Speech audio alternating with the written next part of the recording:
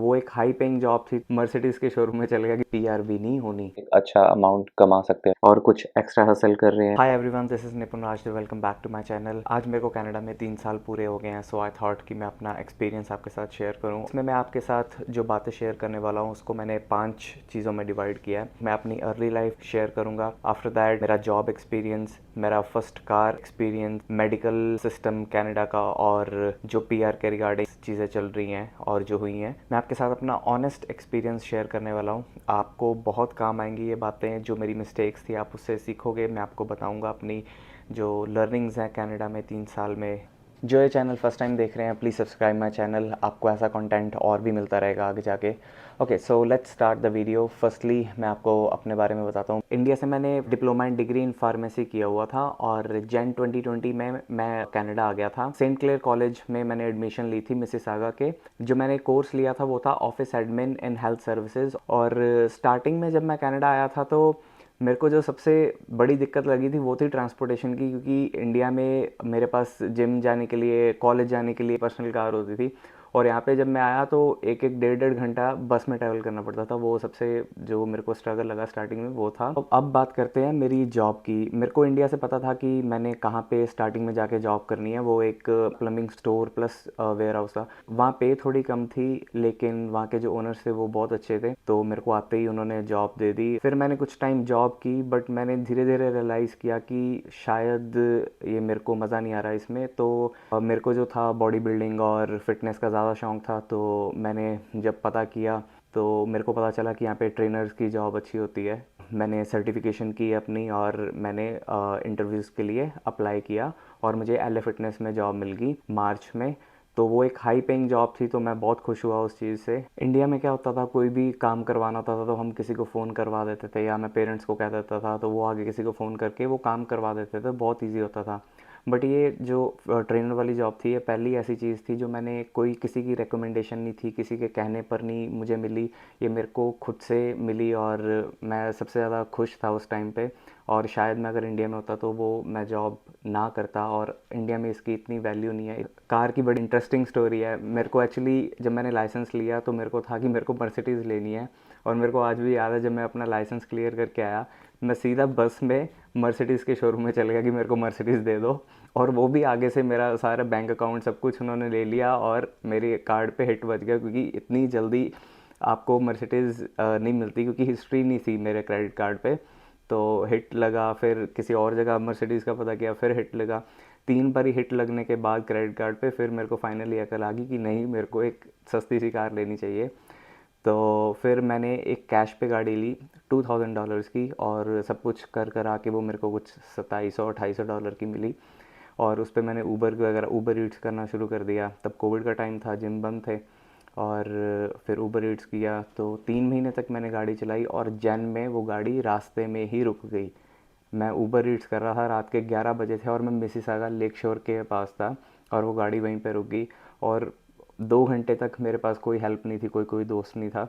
तो जो मेरा लेग्स का पार्ट था वो सारा ही फ्रीज़ हो चुका था, क्योंकि मेरे पास सिर्फ एक जैकेट थी जो मैंने पहनी हुई थी, और क्योंकि मुझे पता नहीं था आज गाड़ी रुक जाने वाली है। तो 1 बजे किसी फ्रेंड से मैंने हेल्प ली, टो वैन को भेजा, और वहाँ से गाड़ी टो हुई। तो अगले दिन पता चला ये गाड़ी बिल्कुल ख़त्म हो चुकी है, इसका इंजन ख़त्म हो चुका है। तो फिर वो स्क्रैप करा दी गाड़ी।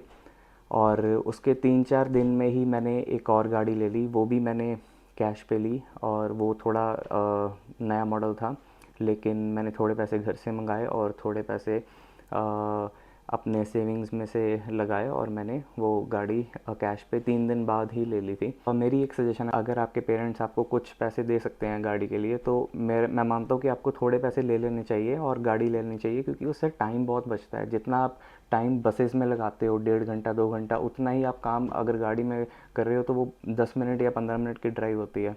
तो आप उतना काम एक्स्ट्रा कर सकते हो, आप ना रेस्ट कर सकते हो, आप अपनी मील्स प्रिपेयर कर सकते हो घर पे रादर देन ईटिंग आउटसाइड। तो वो वहीं पे आ जाता है। अगर आपके पेरेंट्स ये इस चीज़ को सपोर्ट करते हैं तो मैं मानता हूँ कि आपको थोड़े पैसे उनसे ले लेने चाहिए, जिसमें कि कुछ गलत नहीं है।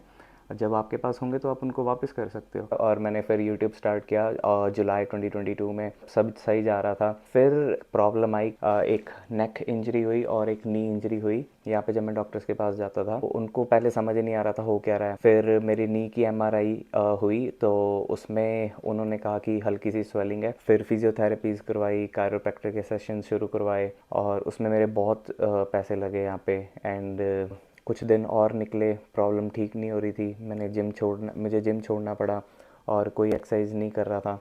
फिर वो चीज़ें मेरे को मेंटली हिट करने लगी। फिर मुझे डॉक्टर ने कहा कि जो स्पेशलिस्ट की तुम्हें अपॉइंटमेंट दे देते हैं और वो मिलेगी 6 जुलाई 2023, मतलब 8 महीने बाद। मेरे को कुछ अगस्त सितंबर में प्रॉब्लम शुरू हुई थी 2022 में, और वो मेरे को कह रहे हैं जुलाई में अपॉइंटमेंट मिलेगी स्पेशलिस्ट की।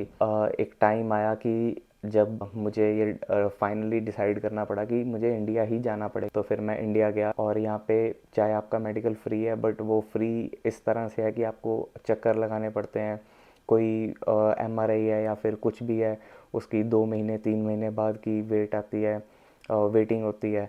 और फिर अगर स्पेशलिस्ट से मिलना है तो हद ही कर देते हैं, 6 महीने 1 साल तक की वेटिंग। तब तक तो पता नहीं बंदा रहे या ना रहे। सो अब बात करते हैं पीआर की, जो मोस्ट इम्पॉर्टेंट टॉपिक है। जैसे मैंने पहले बताया कि मेरी पर्सनल ट्रेनर की जॉब जो थी वो नॉक बी की थी, और मेरा जो एक्सपीरियंस था वो भी सितंबर के आसपास 2022 के पास पूरा हो गया था। और मैंने सितंबर के एंड में अपनी फ़ाइल पूल में डाल दी, और उसी टाइम पे मुझे पता चला कि कुछ टियर सिस्टम करके आ रहा है और बहुत सारी जो जॉब्स हैं वो नॉक से बाहर जाने वाली हैं। और उसमें से एक मेरी जॉब थी, पर्सनल ट्रेनिंग की जॉब, जो कि ये नॉक बी से जा चुकी है, अब फाइनल हो चुका है। 16 नवंबर को ये रूल आ गया था टियर सिस्टम वाला।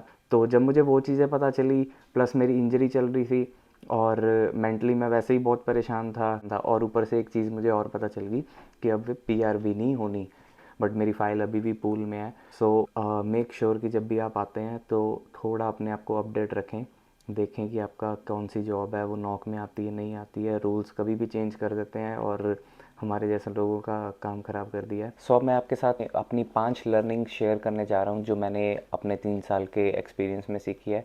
सो उसमें सबसे पहले आता है कि स्किल डेवलपमेंट। सो जब मैं कनाडा में आया था, मेरे को आते ही पता चल गया था कि वेयर हाउस में काम करके यहाँ पे बात नहीं बनने वाली, या फिर मिनिमम वेज पे काम करके बात नहीं बनेगी। तो मेरे को स्टार्टिंग में ही पता चल गया था कि यहाँ पे स्किल की बहुत वैल्यू होती है। जब मेरे को पता चला कि जो ट्रेनर की जॉब है एक हाई पेइंग जॉब है, तो मेरे पास वो एक स्किल था, एक पैशन था, तो मैंने उसको ही प्रोफेशन बनाया।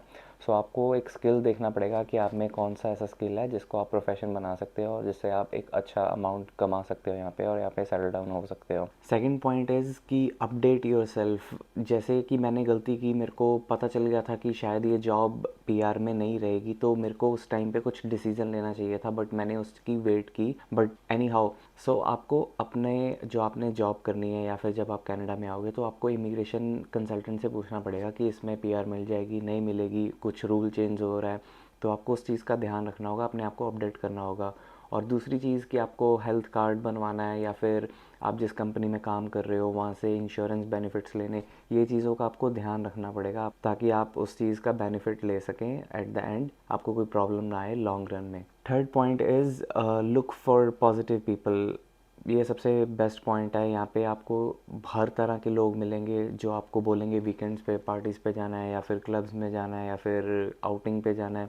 या फिर आपको वो भी लोग मिलेंगे जो बहुत हार्ड वर्किंग है, या फिर उनका कोई गोल है, वो कुछ अचीव करना चाहते हैं और कुछ एक्स्ट्रा हसल कर रहे हैं, कुछ एक्स्ट्रा पैसा कमा रहे हैं वीकेंड्स पे। तो ये आपको देखना है कि आपका सर्कल कैसा है। Choose people wisely. Fourth point is give something back. तो मैं जब कनाडा में आया था तो मेरी बहुत लोगों ने मदद किया, हर कुछ ना कुछ सिचुएशंस में मेरी मदद किया लोगों ने, तो मेरे को वो सब याद है। और मैं चाहूँगा कि जब भी मेरे को मौका मिले तो मैं उनको कुछ ना कुछ रिटर्न में दूँ, चाहे वो कुछ भी हो। तो अब भी जैसे मेरे जो दोस्त आते हैं या फिर जो मेरे आसपास के जो लोग हैं, मैं उनकी मदद करता हूँ, जो मेरे से हो पाता है, जो पॉसिबल थिंग्स हैं मैं उनके लिए कर पाता हूँ।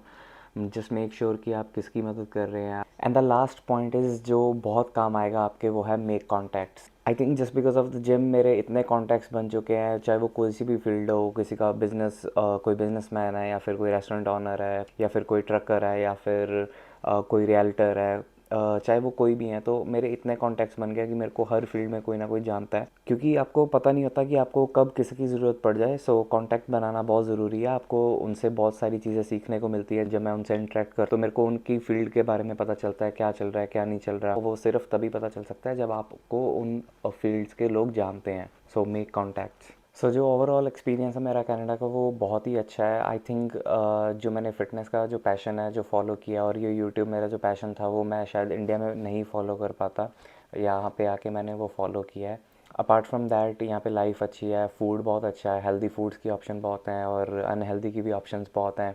और वीकेंड लाइफ अच्छी है लोगों की। यहाँ पे financially I am good, and बहुत अच्छे दिन देखे हैं और कुछ थोड़े बहुत बैड डेज़ भी देखे हैं। और बट उन बैड डेज़ में मेरी फैमिली ने बहुत साथ दिया इंडिया में से। आई होप आपको इस वीडियो में से कुछ सीखने को मिला हो। Make sure subscribe the channel, share the video. मिलते हैं अगली वीडियो में।